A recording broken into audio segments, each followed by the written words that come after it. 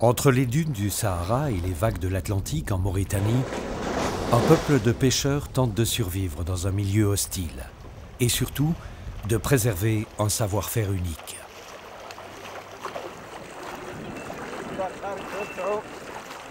Ces anciens tributaires, des Maures noirs pour la plupart, pratiquent une pêche artisanale sans équivalence dans toute l'Afrique de l'Ouest, entre plages paradisiaques et tempêtes de sable.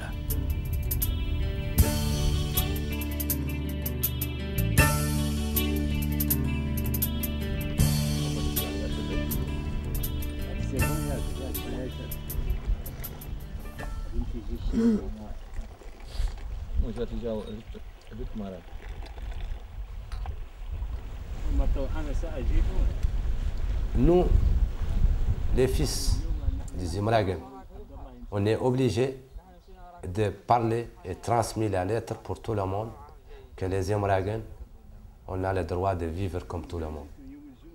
On ne demande pas vraiment des choses qui ne sont pas possibles, mais on demande les moyens nécessaires pour vivre des gens sur leur territoire.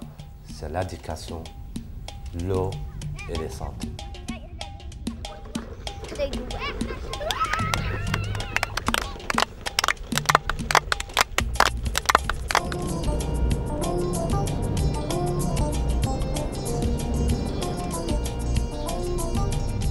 Cette population restreinte, à peine 1200 âmes, vit dans 9 villages sur une bande côtière aujourd'hui strictement protégée, le parc national du banc d'Arguin, le PNBA. Le parc national du banc d'Arguin a été créé au début pour satisfaire quand même une curiosité de quelques scientifiques occidentaux, des chercheurs occidentaux. Et il était créé à l'origine pour sa richesse ornithologique. Donc c'était plutôt comme une zone de recherche, une zone d'exploration.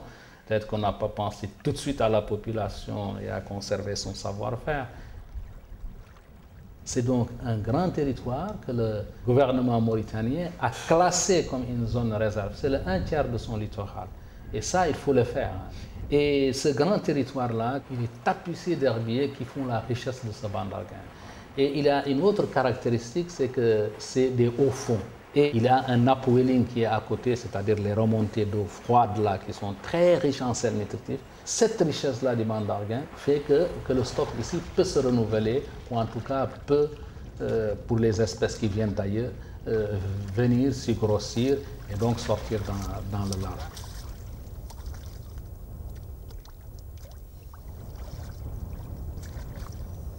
Le PNBA a une valeur économique très importante, très haute.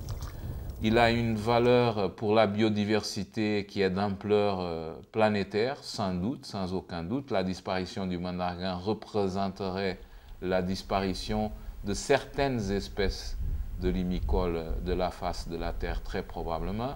Et troisièmement, l'existence d'une population avec des pratiques culturelles, surtout liées à la pêche, qui sont uniques dans la sous-région.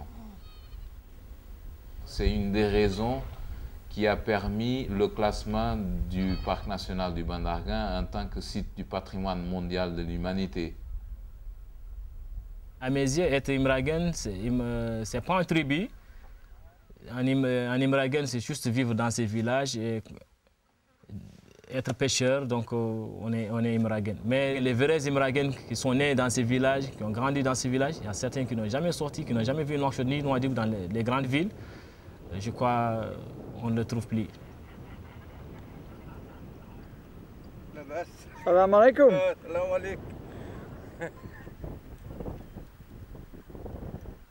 Si tu fouilles un peu, ceux qui sont considérés aujourd'hui les vrais Imragen sont des gens qui ont 70 ans et qui ont toujours vécu là-bas. Mais quand tu creuses, tu vois que beaucoup d'entre eux ne sont pas nés là-bas non plus. Qui sont nés surtout dans la zone d'Akjouj, donc dans la zone d'influence précisément des tribus avec lesquelles ils ont des liens particuliers. Donc tu acquiers ton imraginité par l'appropriation d'une technique de pêche et de partage du produit de la pêche très particulier, dans le cas des femmes, par la maîtrise d'une technique de transformation très particulière.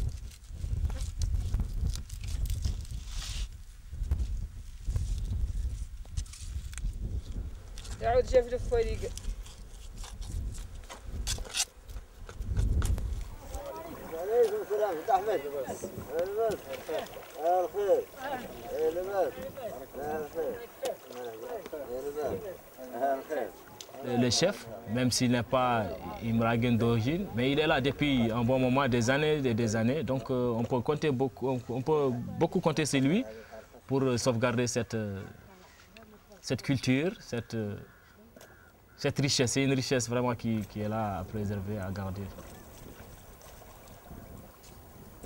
Les Imraguens qui sont là, c'est des gens qui sont nés dans les grandes villes, qui sont venus ici juste pour travailler à une campagne. Par exemple, la campagne des Millet, il y avait beaucoup de pêcheurs qui étaient là. Ils viennent un peu partout dans le pays, au sud, au nord, à l'est, pour venir juste pêcher les mulets, après la saison des mulets, et puis retourner chez eux, puis il n'y a pas de problème.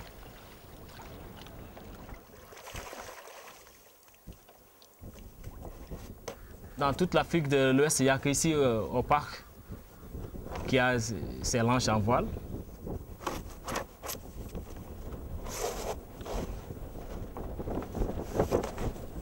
Ça fait venir beaucoup de gens pour voir comment marchent les lanches, comment on les fabrique et tout.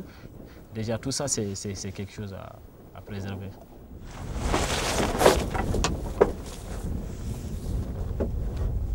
Un matin de janvier à Taïchot, l'un des 9 villages du parc. J'embarque sur la lanche du capitaine Hame. Toutes embarcations motorisées sont interdites. Donc, il n'y a que les bateaux à voile utilisés par les populations résidentes qui sont autorisés à pêcher dans ces 600 000 hectares. Le fait que les autorités mauritaniennes ont réussi à garder cet espace à cette petite pêcherie artisanale contribue certainement de façon très importante à l'entretien des pêcheries industrielles à l'extérieur et à ce que la Mauritanie continue à être le pays qui bénéficie le plus des accords de pêche avec l'Union européenne.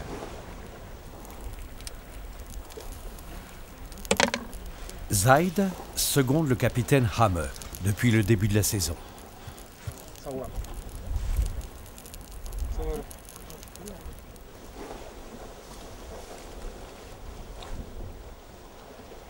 Tous deux sont citadins, âgés d'une trentaine d'années et célibataires.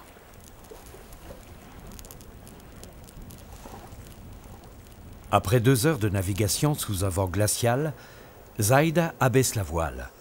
Le capitaine scrute la surface des eaux. Il connaît parfaitement le cheminement des mulets lors de leur migration.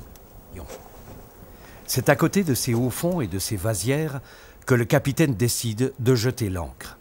Hame espère bien qu'une fois encore, un banc de mulets passera par là. Actuellement, la rentabilité d'une lanche à voile peut arriver à être 4 fois plus importante que la rentabilité d'une pirogue motorisée. Donc, c'est vrai qu'on aura, d'un côté, chaque fois moins de personnes avec la maîtrise de cette technique de pêche parce qu'elle ne se pratique pratiquement plus, et elle n'existe pratiquement plus.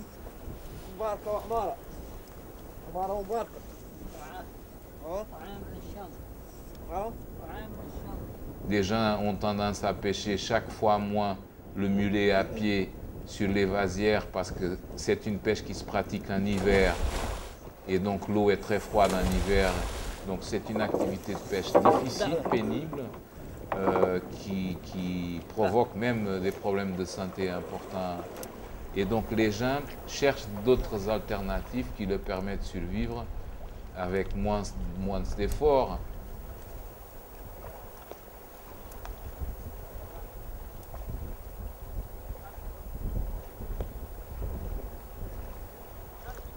Aussitôt repéré, le banc de mulets est encerclé. Les 2 pêcheurs referment rapidement le filet, puis frappent la surface des eaux pour rabattre le poisson.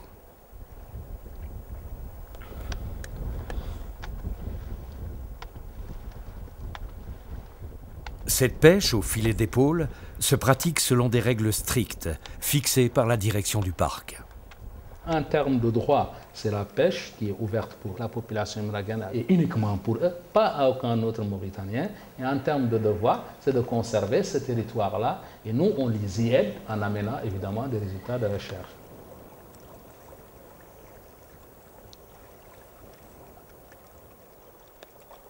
Avec l'Institut national de recherche océanographique et pêche, on délimite le terrain pour savoir les espèces qui sont pêchées, les quantités, les captures et tout ça. Et de ces résultats-là de recherche scientifique, on prend 3 jours qu'on appelle des journées de concertation avec la population imragane, avec toutes les autorités et les chercheurs et avec nos partenaires étrangers. Tout le monde est invité pour qu'on voit les engagements qu'on peut prendre de façon concertée avec la population pour gérer cet espace en termes de capture, en termes d'espèces interdites, en termes de filets qu'il faut utiliser, dans quelle zone et tout ça.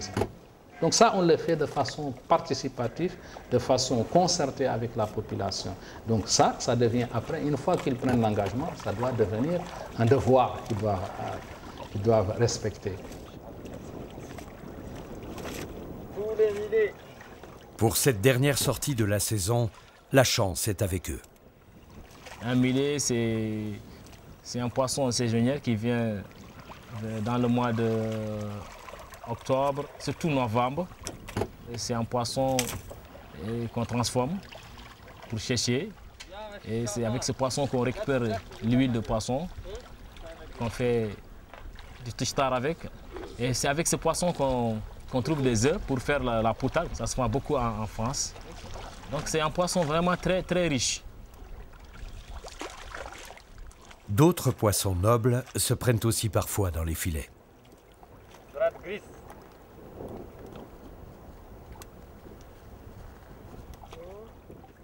Pas de problème pour cette dorade grise, mais pour cette espèce proche de la famille des requins, c'est une espèce protégée que les Imraguen rejettent généralement à l'eau, si bien sûr le poisson a une chance de survie.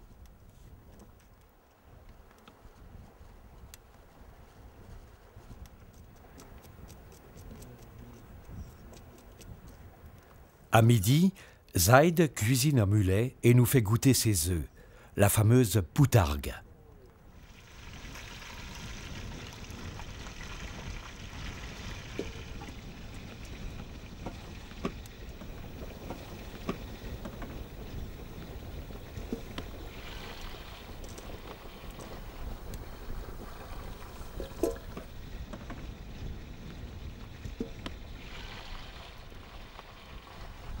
Les hommes partent en mer, ils pêchent le poisson, ils ramènent le poisson frais. Faute de moyens de préservation, il faut obligatoirement que des femmes appliquent leurs connaissances traditionnelles, qui coupent d'une certaine façon, qui préservent le poisson, qui va constituer par la suite la ressource alimentaire la plus importante le reste de l'année hors de la période de migration. Donc elles avaient un rôle très important.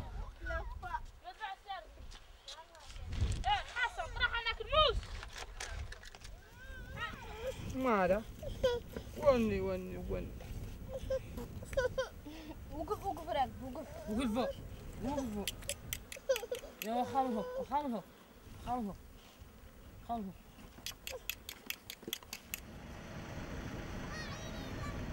Avec le développement de la pêche et la mise à disposition de la glace, surtout facilitée par le nouvel axe Nouakchott-Nouadhibou aussi, le rôle des femmes a perdu d'importance au sein de la communauté. Nous, on a réussi à réhabiliter cette importance d'une certaine façon et aujourd'hui, les femmes ont redémarré leurs activités de transformation.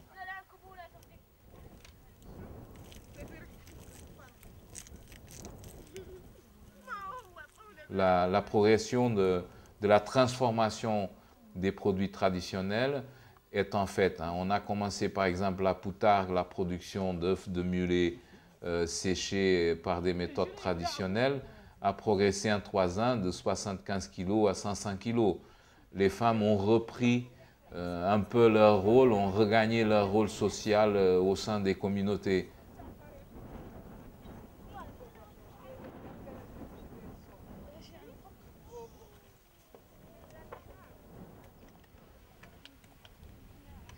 par le passé, les seuls échanges commerciaux étaient entre les populations côtières, donc les Imraguènes, et les populations de nomades dont l'appartenance tribale était la même.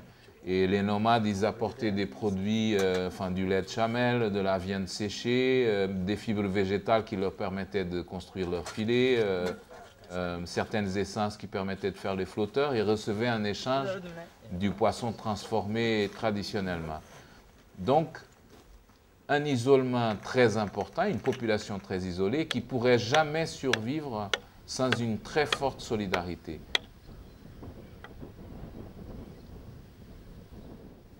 غير شري بيدنا الشهر اللي 300 وبيا تروح عند المرزوق تمدها من الصقل منه نعم كذا انا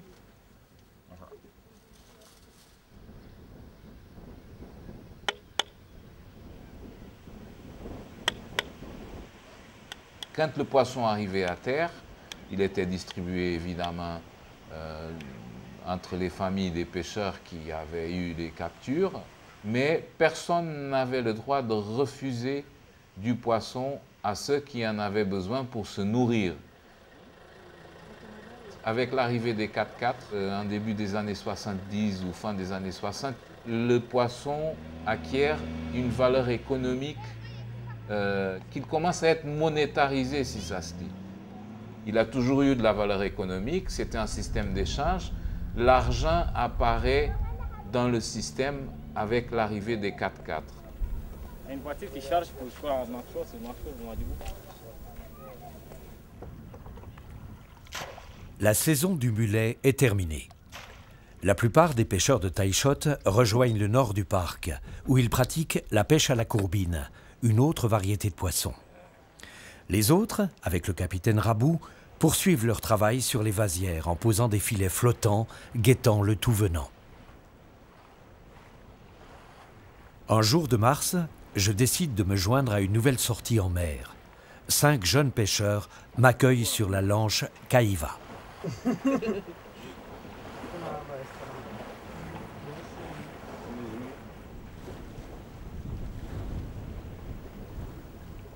L'embarcation file à bonne allure lorsque Boya est surpris par des sifflements étranges.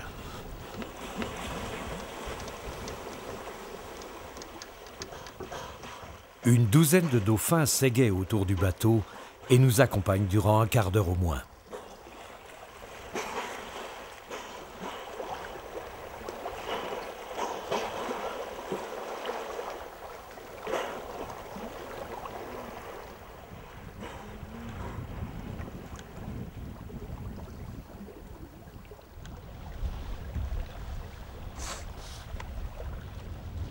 Arrivé sur le lieu de pêche, l'équipage se prépare à remonter les filets posés la veille.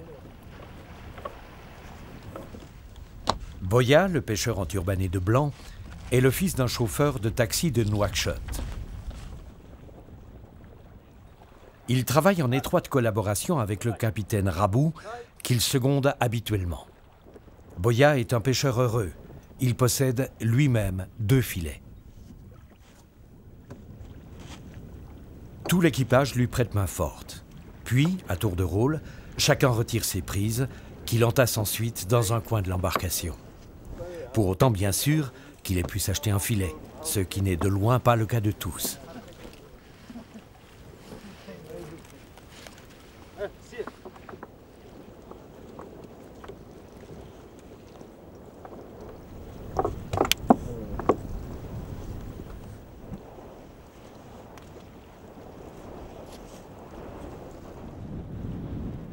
Aujourd'hui, la pêche est bonne.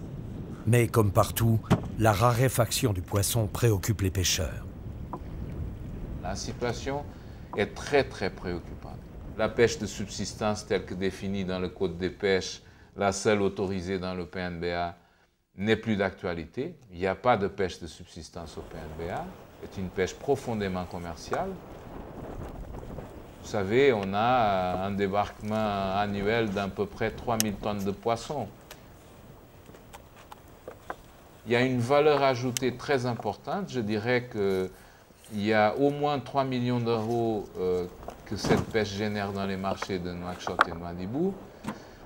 Il y a un nombre restreint de personnes qui s'est accaparé des systèmes de commercialisation et du contrôle de l'activité, qui sont tous issus de la communauté imraguenne, qui sont pour la plupart d'anciens pêcheurs, mais qui ont progressé économiquement et qui contrôlent maintenant l'activité.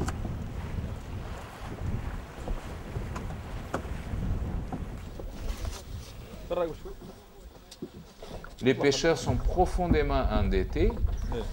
Dans tous les villages, il y a des agents de ces marailleurs qui contrôlent les débarquements et tout poisson débarqué est commercialisé. Il n'y a plus de cadeaux de poisson à qui que ce soit, sauf si c'est des espèces qui n'ont aucune valeur commerciale à Nouakchott. À la fin de la journée, Boya vend une partie de ses poissons au chef du village, le principal marailleur de Taïchot.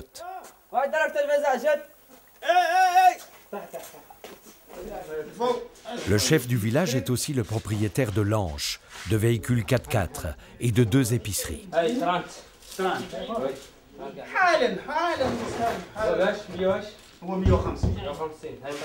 Les poissons à chair noble, comme ces dorades, sont vendus sur le marché de Nouakchott ou de Nouadhibou.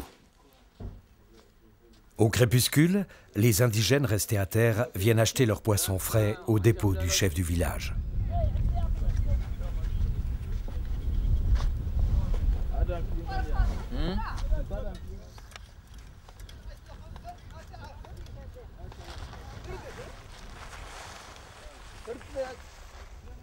La concurrence entre marailleurs est vive. Certains n'hésitent pas à réserver les captures avant même leur débarquement. Je le rappelle, en quelque sorte, les nouveaux maîtres économiques, je parle de ça avec eux. Vous avez des maîtres traditionnels avant, maintenant vous avez des maîtres modernes, économiques. Mais je pense que vous êtes, je leur dis ça, vous êtes pire qu'avant, parce que les gens qui étaient vos maîtres avant, ils avaient des responsabilités morales envers vous, à travers le Coran et la tradition. Ces gens-là ne l'ont pas. C'est-à-dire qu'il n'y a plus lien, cette solidarité dont on parlait, est actuellement un mot vain au sein de la communauté.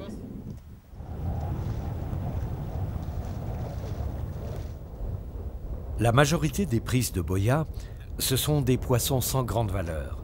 Alors, ils sont préparés et conditionnés dans la saumure, puis séchés.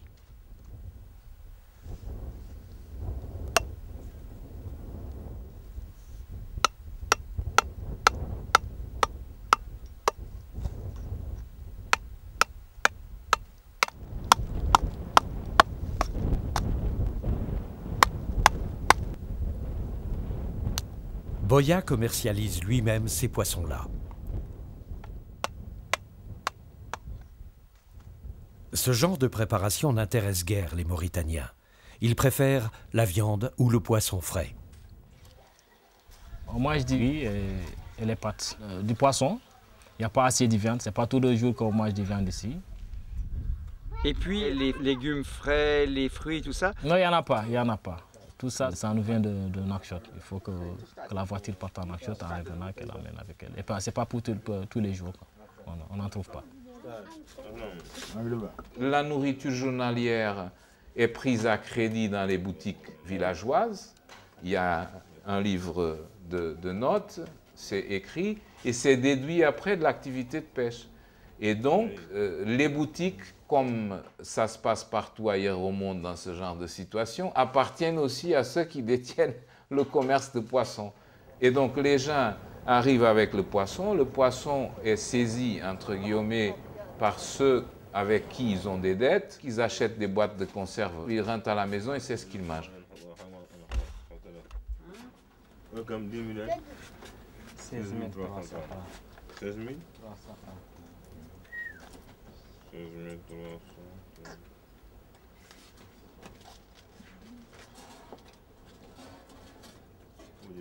La nourriture pour les Oumragan est quelque chose de cher? Très, très, très cher, moi. Très élevé. Le coût très élevé. Par exemple, tu vois ce qui est là devant toi, un fût d'eau, ça coûte 2000 ouguias. C'est 20 fois plus cher qu'en Nouakchott. On ne se lave pas tous les jours. Tu peux rester une semaine sans se laver. La citerne, elle vient une fois par 2 semaines. C'est pas tous les jours, c'est pas toutes les semaines qu'elles viennent ici. Il n'y a pas de pile, il n'y a pas de robinet, il n'y a rien. C'est pas facile vraiment à vivre ici dans ces villages.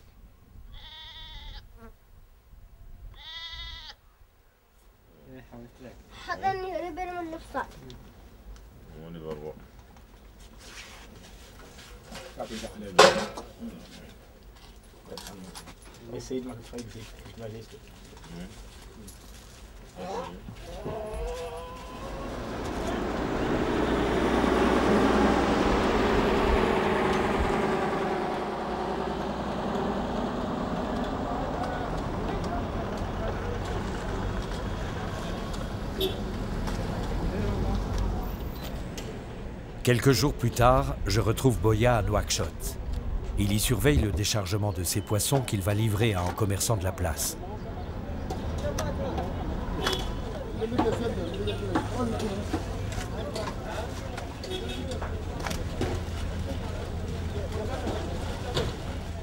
Une nouvelle fois conditionnés et complètement séchés, ces poissons seront acheminés vers le Mali ou le Sénégal.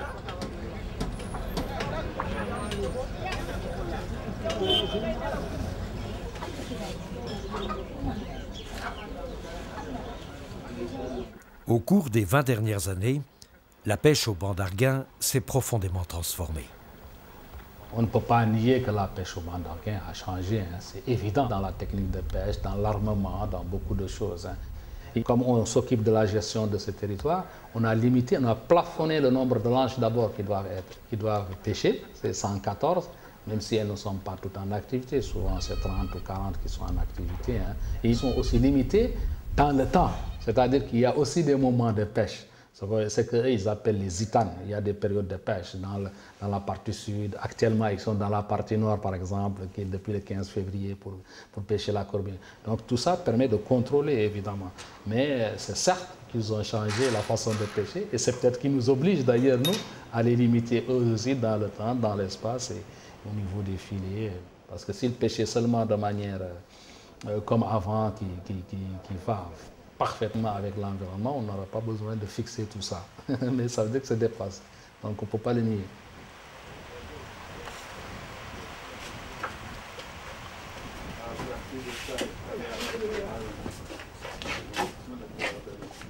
Les débarquements de poissons se poursuivent sous le regard attentif de Boutia Ouldeba, en agent du PNBA.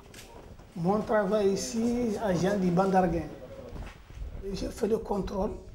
Tout ce qui c'est pas bon pour les bancs d'Arguin, pour prendre les filets qui n'ont pas autorisé et de prendre les poissons qui ne sont pas autorisés.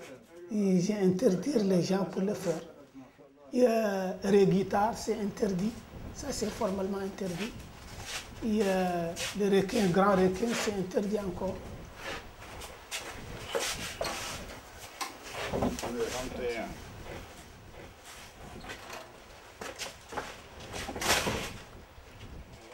Enquêteur auprès de l'Institut mauritanien des recherches océanographiques et des pêches, Tala Ismaïla assiste le garde dans l'inventaire des captures. Je pointe tous les poissons qui viennent. Je rassemble chaque lanche, ce qu'il a amené comme sorte de poisson. Je pointe le tout, je rassemble ça avec moi. Je fais un message encore pour envoyer ça au notre chef secteur à Mamgar. À Mamgar Téchet. Mamgar, à vous. Mamgar Téchet.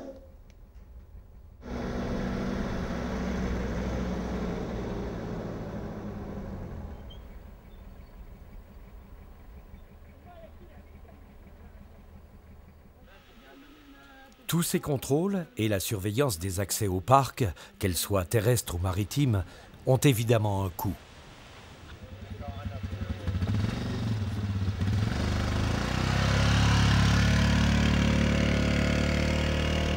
Je ne peux pas tellement parler du budget, mais bon, c'est 1,4 milliard, je pense. Tous les budgets consolidés, c'est-à-dire avec ce que donne l'État mauritanien, avec tous les partenaires. Comme la FIBA, c'est-à-dire la Fondation internationale du banc d'Arguin, qui est un des grands bailleurs. Il y a la coopération française ici, il y a la coopération allemande, GTZ. Il y a même des projets avec la coopération espagnole. Et voilà, il y a de petits projets comme Froba pour l'alphabétisation des femmes imraguennes, essentiellement à Rgueba et à Taïchot. L'année dernière, c'était à Rgueba, cette année, c'est à Taïchot. La Fondation internationale du banc d'Arguin, soutenue par la famille Hoffmann, et la petite Association Flamand Rose du banc d'Arguin ont toutes deux leur siège en Suisse, dans le canton de Vaud. Il y a 2 ans ou 3 ans de cela, au banc d'Arguin, il y avait toujours des touristes qui passaient. Et quand les touristes venaient dans les villages imraguens, ils avaient des problèmes de communication, surtout avec les femmes quand elles descendent dans les campings. Il y a toujours un problème de communication. Et ça posait tout un problème. Il faut toujours chercher un interprète. Et s'il n'y a personne dans les villages qui comprend le français, ça pose toujours des problèmes pour les touristes. On ferme les cahiers. C'est pas le moment. Les 7 jours de la semaine. Après, et les autres. Les 7 jours de la semaine. Oui.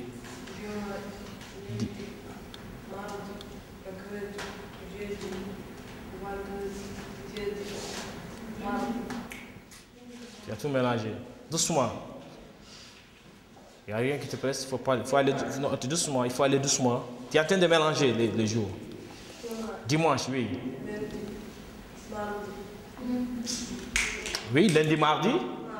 Oui, bien sûr, vas-y. Après jeudi, vendredi, samedi. Tu vois. Il faut revoir ta leçon. Tu as oublié, oui? Lundi. Oui, Mariam. Ça, c'est quoi? Ça, c'est quelle lettre, ça? La première lettre de ce mot, c'est quoi? Non, la première lettre seulement.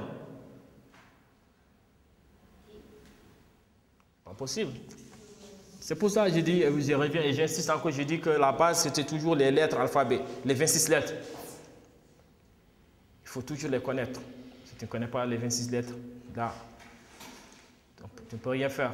Il faut savoir pouvoir les différencier. Si tu vois A, tu sais que c'est A. Si tu vois B, tu sais que c'est B. Ainsi de suite. Je dis que c'est des femmes qui n'ont jamais fait l'école. Il y a certaines même, jamais même. L'école coranique, peut-être oui. Pour certaines, oui, qui sont allées à l'école coranique. Mais il y a d'autres, non. On souhaiterait les former en français et surtout un peu en arabe parce que du moment qu'elles sont là, elles sont des villages imraguens. Elles font, en dehors du camping et des touristes, elles font d'autres travaux. Elles transforment les poissons. Et quand elles transforment des poissons, elles récupèrent parfois les œufs qu'on appelle la poutarde. Et quand elles récupèrent ces œufs, elles pèsent. Et quand elles pèsent, il faut qu'elles sachent le poids. Et il faut écrire le poids. Il faut écrire le nom de la propriétaire et tout, et le nom du village. Et s'il n'y a personne qui peut l'écrire, vraiment, c'est catastrophe.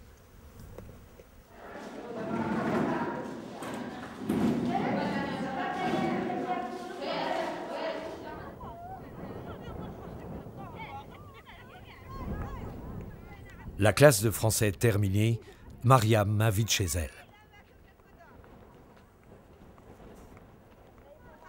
Elle tient à me faire visiter les 2 pièces de sa maison et à me présenter les quelques objets qui représentent toute sa richesse.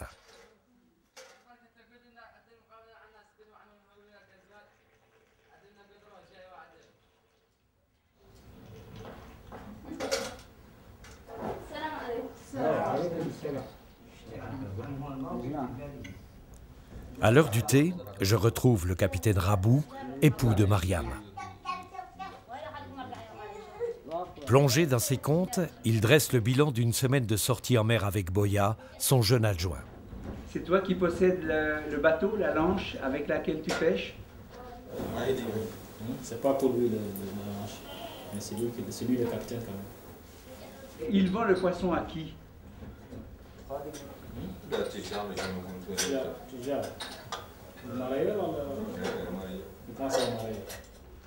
Le jeune pêcheur là, il est né où?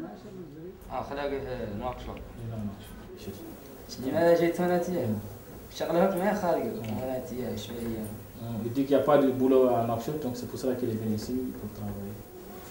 Oui, il dit parfois il y a une ange qui n'a même pas un Imragen.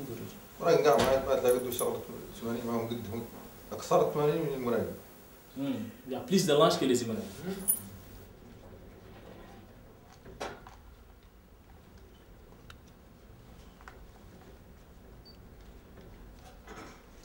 Descend 17 700. 7400. Il gagne bien sa vie ici à Taïchot.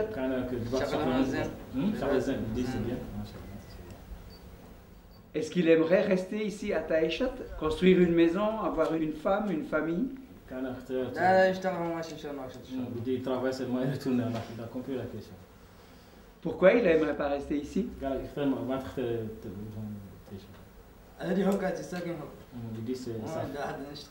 Il dit sa famille est à Nouakchott, ici c'est juste pour venir travailler et puis rejoindre sa famille.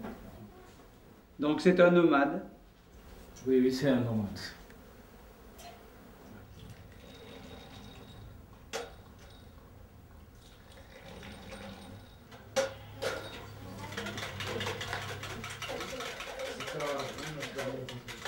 موريتانيا دولة عربية إفريقية عربية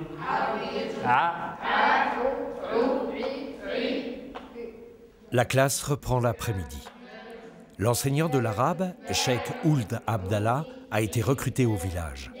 Il a perfectionné ses connaissances en fréquentant des écoles coraniques.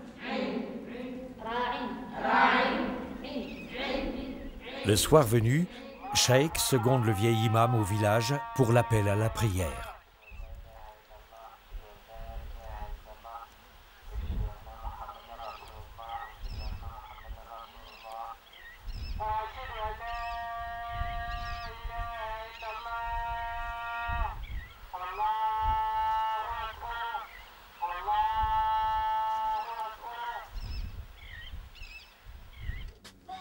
Le jeune imam, lui, travaille surtout à l'épicerie coopérative du village.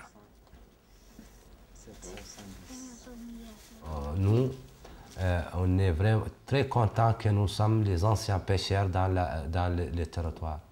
On a des savants comme tout le monde, on a des imams, on a des poètes. Donc, nous sommes comme tous les Mauritaniens. C'est une zone très riche, avec les poissons, avec un parc international. Je ne sais pas jusqu'à présent pourquoi que la zone Imragen est oubliée par tout le monde. J'ai l'impression que c'est des gens abandonnés à leur sort. Quand tu vas dans les villages, il n'y a pas de dispensaire, il n'y a pas un poste de santé, il n'y a rien. L'école des enfants, il y a juste une petite classe de 10 à 15 élèves. Vraiment, c'est triste comme village par rapport au village des autres Mokata, des autres villages.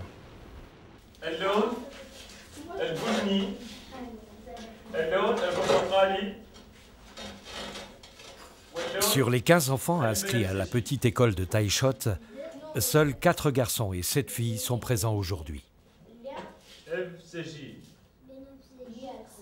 Après la leçon d'arabe, la classe entonne un chant louant le respect de l'environnement.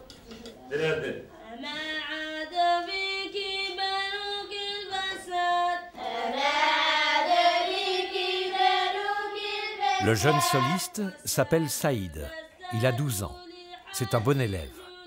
À la demande de son instituteur, son père a accepté qu'il se présente au concours d'entrée au collège.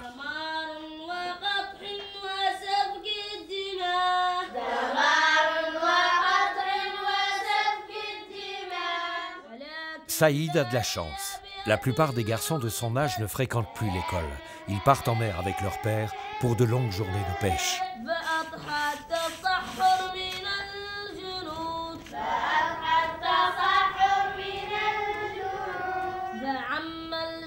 Saïd, lui, ne travaille qu'après les heures de classe. Il prépare les cuves de saumure en attendant le retour de son père.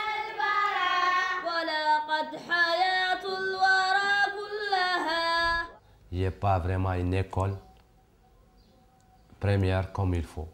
Il n'y a pas une poste de santé comme il faut. Il y a une seule poste de santé au Ouamgar qui a un seul infirmier qui n'a pas les moyens de soigner de 13 villages. Nous, comme en tant qu'un acteur de la société civile, on ne reste pas croiser les bras en étant les subventions des autres. On est obligé de travailler et c'est pour cela la création de la SPCI.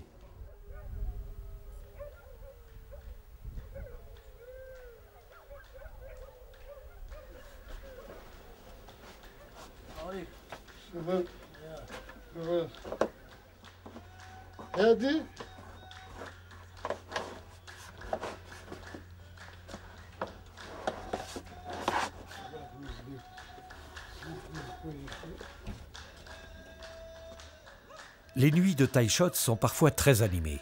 Ce soir-là, le boulanger n'est pas le seul à veiller.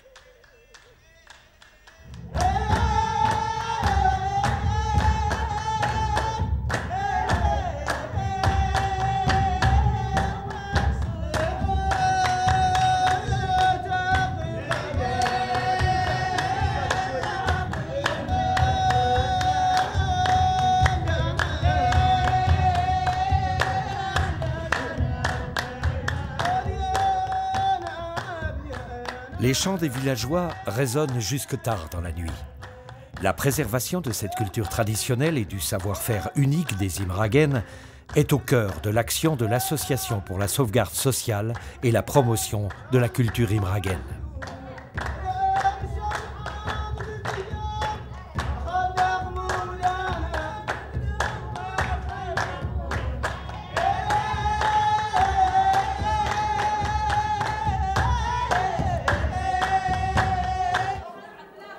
À 23h pile, changement de décor. C'est l'heure du feuilleton préféré de la jeune génération.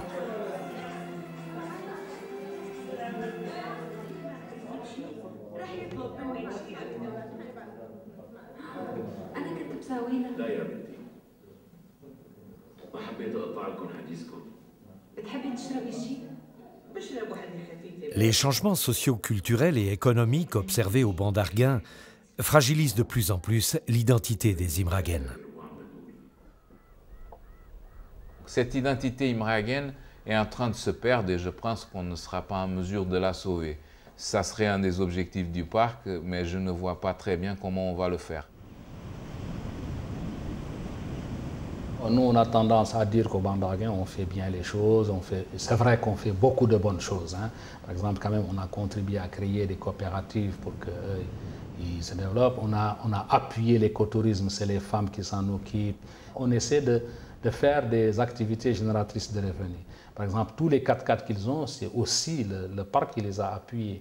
Mais il y a des choses où on n'est pas bon. Hein. C'est la triptyque eau, éducation et santé. Ça, on sait qu'on n'est pas bon. Ça revient au fait que nous, longtemps, on a pensé que ce n'était pas les missions du parc. Et il se trouve que, à force de nous taper sur les doigts toujours, vous ne faites rien et tout ceci, à partir de cette année, nous, on l'a budgétisé sur notre plan d'action, c'est de faire une école à Mamra, c'est d'acheter une citerne, de donner une ambulance, déjà pour cette année. Donc on a décidé de prendre ça à bras le corps.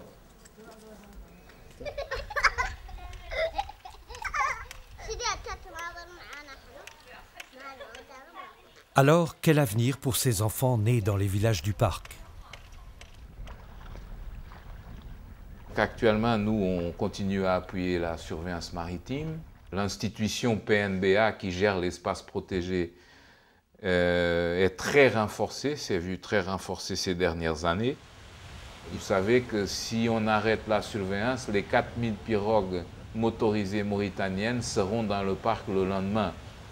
Et donc, on ne peut pas se permettre d'arrêter la surveillance maritime. C'est un grand acquis conjoint de l'AFIBA, autres partenaires et l'administration publique mauritanienne, l'État mauritanien. Donc, on est là-dessus, on continue à appuyer la surveillance maritime, mais on a décidé d'élaborer, de monter un grand projet à 5 ans aussi pour l'appui au développement communautaire. Le tourisme deviendra-t-il un jour un facteur de développement pour les populations du banc d'Arguin? Si on voulait développer l'écotourisme dans notre zone, c'est très simple. Si tu veux faire des circuits dans le désert, c'est juste à côté. Si tu voulais un circuit sur la mer, c'est très facile. Si tu travailles dans une recherche scientifique, par exemple, il y a les îles intéressantes, il y a tous les éléments importants pour le développement touristique dans la zone, ça existe. Ça ne demande pas vraiment des efforts financiers. Ce qu'il demande seulement, c'est un peu de formation pour les populations locales, surtout sur l'accueil, les langues.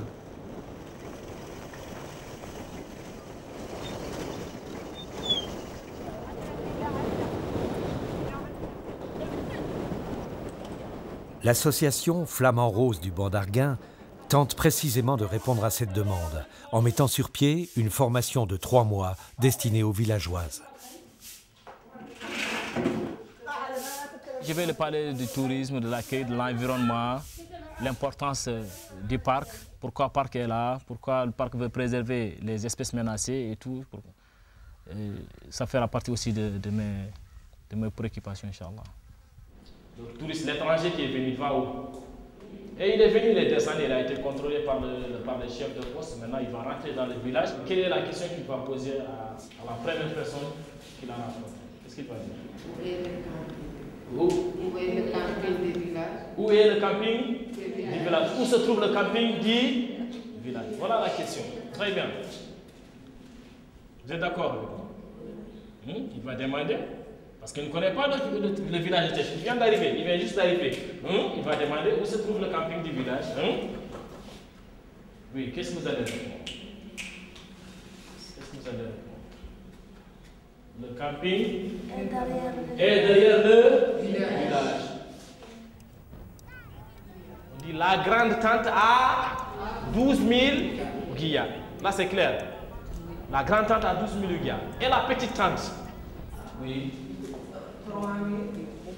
3 000 guillas. Toutes les ressources vont aux femmes imraguennes. Mais nous, on les appuie à ce qu'ils se diversifient, à ce qu'ils se spécialisent, à ce qu'ils offrent un minimum de prestations aux touristes. C'est-à-dire qu'évidemment, le tourisme occidental il est peut-être plus exigeant en termes d'hygiène, en termes d'accueil, il faut que ce soit. C'est dans ce sens que nous, on les appuie. Et tout ça, il ne faut pas perdre de vue, c'est pour diminuer la pression sur la pêche. Nous, on n'encourage pas les touristes de masse. On voulait seulement des gens respectés. C'est des gens qui aiment la nature, qui ne détruisent pas la nature, qui sont venus seulement pour prendre des informations sur notre zone, ou des gens qui aiment la zone, ils viennent pour reposer 1 ou 2 ou 3 jours. Nous, on est contre les changements de nature, surtout les hôtels, surtout les bruits, parce que ça va menacer et déranger notre environnement. Et comme les populations très sensibles, parce que c'est une population qui ne savent pas lire et écrire, donc ça va être menacer la culture traditionnelle dans la zone. Respecter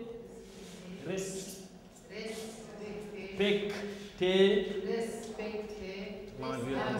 Oui. Respecter l'environnement. Là, c'est à vous tous. Vous respectez l'environnement.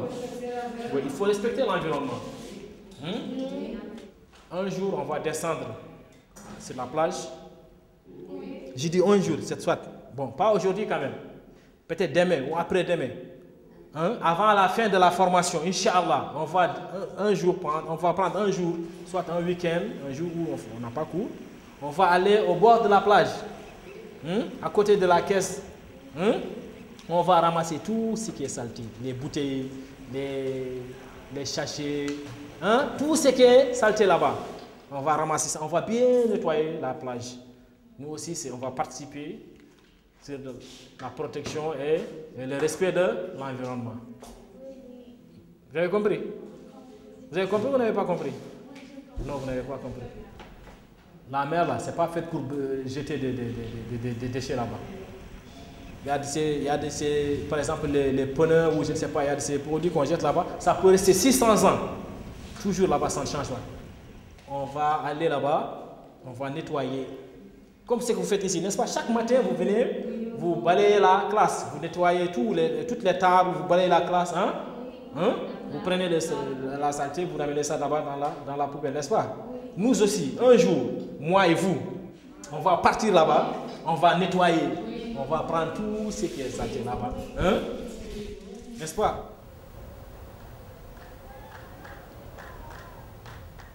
Sans une prise de conscience de l'extrême fragilité des équilibres environnementaux, face aussi aux défis socio-économiques liés à la diminution des ressources halieutiques, et surtout, sans l'effort de chacun, les villages du banc d'Arguin risquent fort de ressembler bientôt à ce hameau abandonné voici quelques années par la famille qui s'y était installée.